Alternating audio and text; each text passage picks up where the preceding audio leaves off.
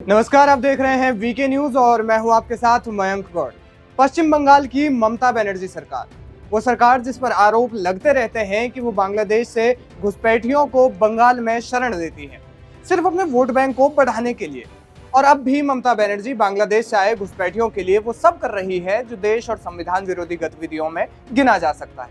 पहले भी ये चर्चाएं होती रही हैं कि ममता बनर्जी बंगाल में घुसपैठियों के राशन कार्ड, फर्जी आधार कार्ड और अन्य जरूरी डॉक्यूमेंट्स बनवा रही है। और न सिर्फ जरूरी डॉक्यूमेंट्स बनवा रही है बल्कि वोटर लिस्ट में उनका नाम भी शामिल करवा रही है। और हर बीते वक्त के साथ ये चर्चाएं तेज हो रही हैं। बंगाल में ममता बनर्जी अपने वोट बैंक को स्ट्रॉन्ग करने के लिए जो हो सकता है वो करने की कोशिश कर रही है।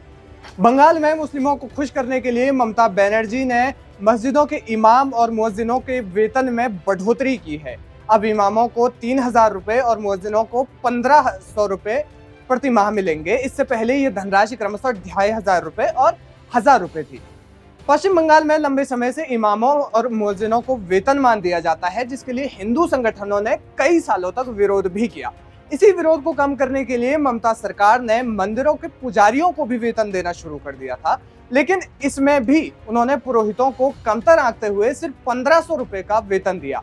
जाहिर है कि इसका विरोध होना था और न सिर्फ इसका विरोध हुआ बल्कि कई पुरोहितों ने ये वेतन लेने से मना ही कर दिया।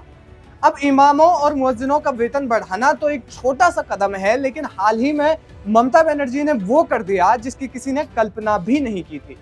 नूह में हुई जिस धार्मिक हिंसा ने पूरे देश को छलनी किया, उसी नूह हिंसा में हिंदुओं पर हमले के बाद बंगाल आए लोगों को ममता बनर्जी सरकार ने 5 लाख रुपए लोन देने की पेशकश की है। हाल ही में वीके न्यूज ने आपको बताया था कि नूह और उसके आसपास के इलाकों में रोहिंग्या मुसलमान भी अवैध रूप से रहते हैं। ये मुसलमान खुद को पश्चिम बंगाल के निवासी बताते हैं। कई मीडिया रिपोर्ट्स ने यह दावा किया था कि नूह हिंसा में हिंदुओं पर हमला करने में रोहिंग्या मुसलमान भी शामिल थे।